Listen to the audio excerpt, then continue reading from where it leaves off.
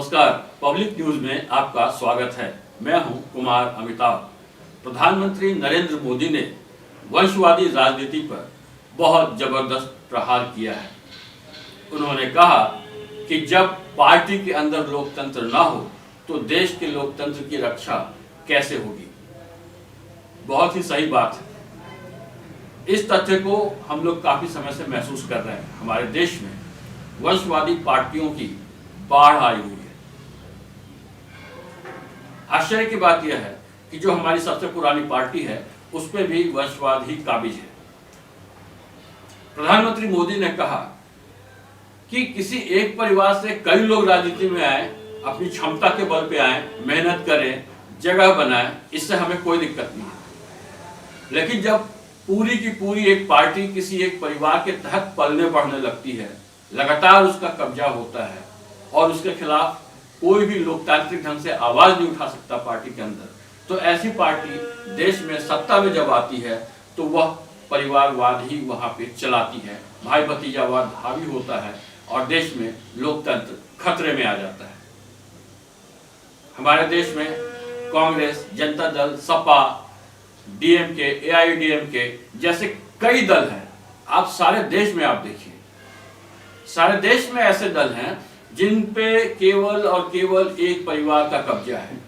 बहुत मुश्किल से दूसरे लोग आ पाते हैं।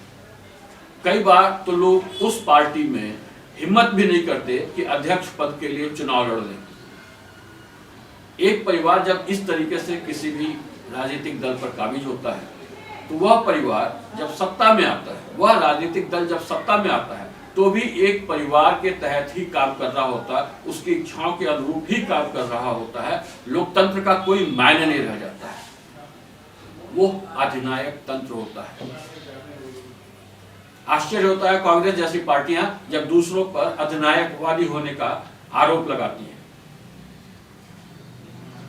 उनके अपने अंदर देखिए, उनके अपने पार्टी के अंदर देखिए, वो सही ढंग से आंतरिक पार्टी के अंतर के आंतरिक चुनाव को भी सही ढंग से नहीं होने देते। ज्यादातर लोग वहां नॉमिनेटेड होते हैं। तो यह एक राजा की तरह व्यवहार है, यह एक वंश की सरकार है, यह लोकतंत्र नहीं है। भारतीय जनता अभी भी लोकतंत्र को सही ढंग से समझ नहीं पाई है। आज भी जाति पाति को लेकर जिस ढंग से वोटिंग पैटर्न है, यह बताता है कि जनता लोकतंत्र का मतलब नहीं समझती। वह देश और समाज के लिए सही ढंग से काम करने वाले उम्मीदवारों को चयन करने के बजाय वह जाति आधारित या धर्म आधारित दृष्टि से देखती है और उस आधार से उम्मीदवारों का चयन करती है। ऐसी स्थिति में आप कैसे उम्मीद करते हैं कि वह उम्मीदवार जो जाति आधार पे या किसी धर्म के आधार पर चुनकर आया है वो सारे समाज के लिए काम करेगा। वह तो जाति आधारित उपकार को देखेगा और उसी आधार पे अपने लोगों को उपकृत करेगा, जिससे समाज के बाकी हिस्सों, बाकी समुदायों के अंदर विद्रोह पनपेगा, गुस्सा पनपेगा और वो देश में विभाजनकारी स्थितियां पैदा करेगा। हमें बहुत समझने की जरूरत है, खास करके अपने नागरिक होने के अधिकारों को।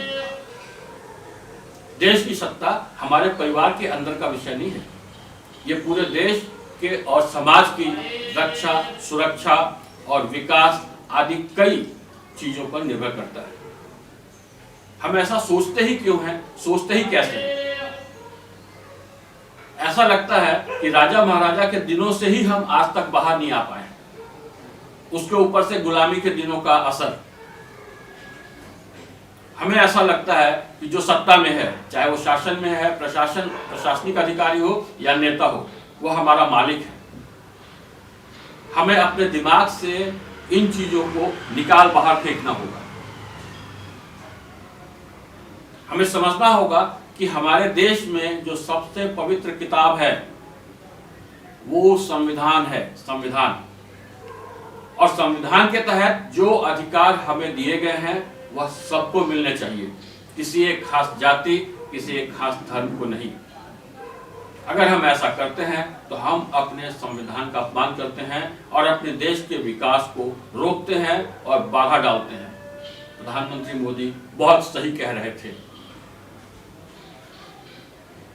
इसका मतलब यह नहीं है कि एक परिवार से 2 लोग, 3 लोग या सारे लोग नहीं आ सकते राजनीति में। आप आए, मेहनत करें, अपने काम के दम पे, लोगों के विकास के दम पे, समाज की बेहतरी के दम पर आप मुकाम बनाएं।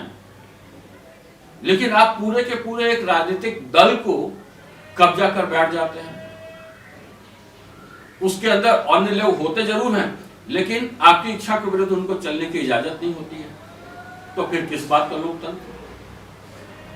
हमें तो इस बात पर भी आश्चर्य होता है कई बार कि वो तय करते हैं कि किसी राज्य का मुख्यमंत्री कौन होगा, मंत्री कौन होगा, किस पद पे कौन बैठेगा। जब एक परिवार को ही तय करना है तो एक पार्टी या लोकतंत्र का मतलब क्या रह जाता है? हम उम्मीद करते हैं कि 70 सालों की राजनीति देखने के बाद, लोकतंत्र के अंदर जीने के बाद, भारतीय जनता लोकतंत्र को अब सही ढंग से समझने का प्रयास करेगी और खास कर चुनावों में इस बात का ध्यान रखेगी कि जातिवादी, धर्मवादी, वंशवादी तौर तरीकों के आधार पर अगर कोई वोट मांग रहा है या कोई वैसी हरकतें कर रहा है तो ऐसे व्यक्ति को वोट न दिया जाए। केवल उन उम्मीदवारों को जिताया जाए जो समझदार हैं और देश के, समाज के विकास के लिए काम करते हैं। धन्यवाद दोस्तों, जय हिंद।